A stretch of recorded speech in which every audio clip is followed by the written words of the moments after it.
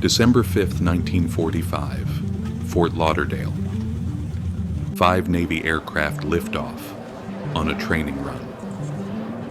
And before the night is over, they're gone. Then the rescue plane goes searching, and it vanishes too. 6 aircraft, 27 men, and the ocean returns. No ending. No wreckage that settles it. No final moment you can point to. The radio doesn't give you a crash, it gives you fragments. We can't find West. Everything is wrong. Wait. How do you lose a squadron and lose the proof too? Most people hear Bermuda Triangle and picture a cursed shape on a map. 3 points, 1 mystery, a legend you can draw in 2 seconds.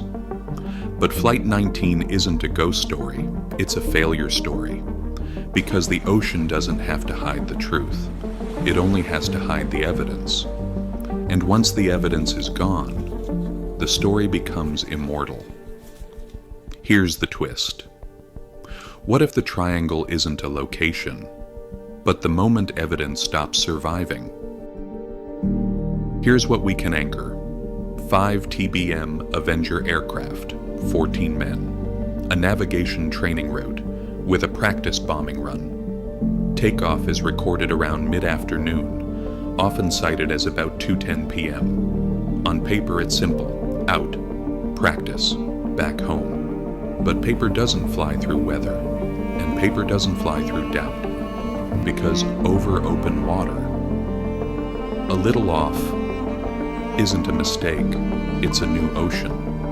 Now notice this.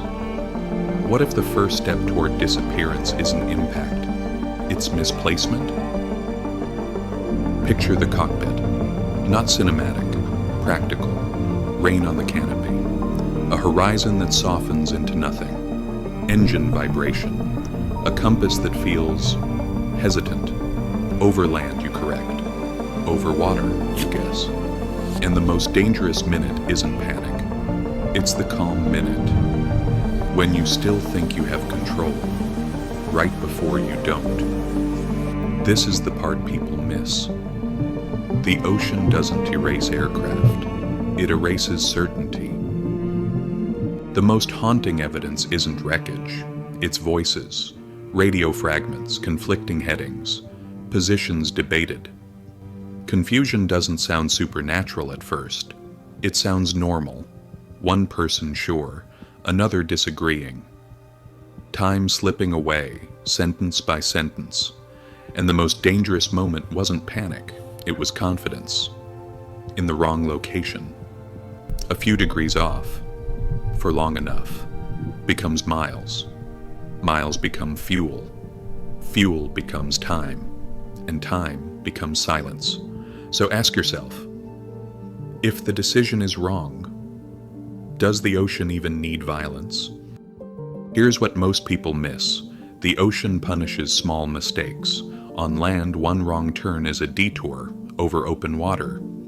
It's a different world. A few degrees off for a few minutes becomes miles, and miles become a new search problem. Because every minute you argue on the radio, the map keeps changing underneath you. So the flight doesn't just get lost, it gets relocated. That's the trap. A mystery can start with one correct sentence, said in the wrong place. Here's the brutal rule. A search grid is only as real as the last coordinate.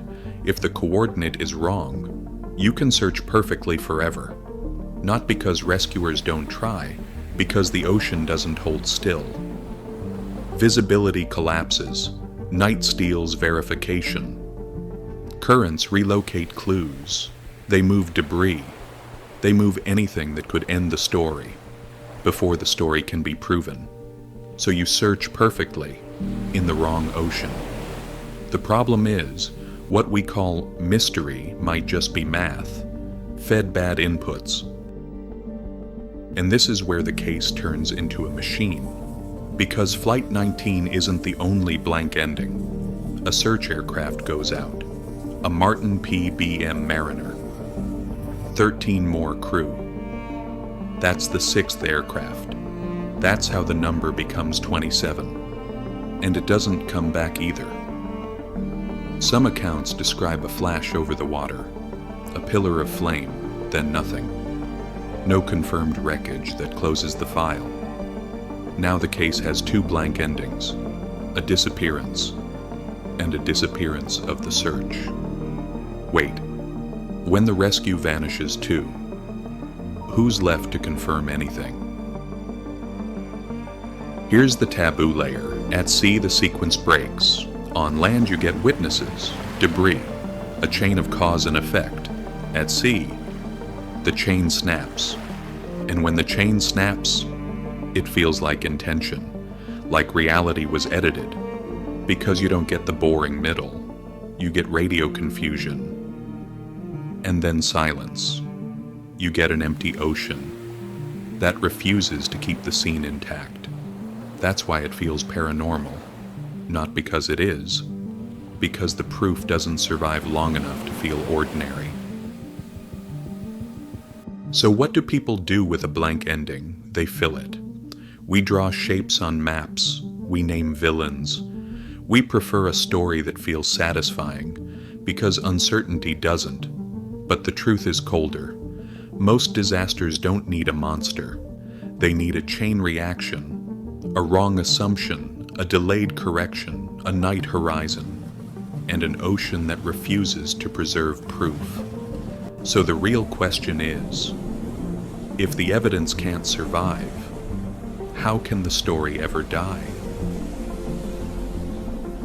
So no, Flight 19 doesn't require monsters. It requires 4 ingredients: distance, visibility loss, navigation uncertainty, and an ocean that doesn't preserve scenes.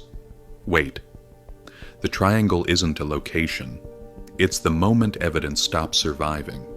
And once evidence stops surviving, the story becomes immortal. Because the ocean doesn't have to hide the truth. It only has to hide the evidence. And once the evidence is gone, the simplest explanation dies first.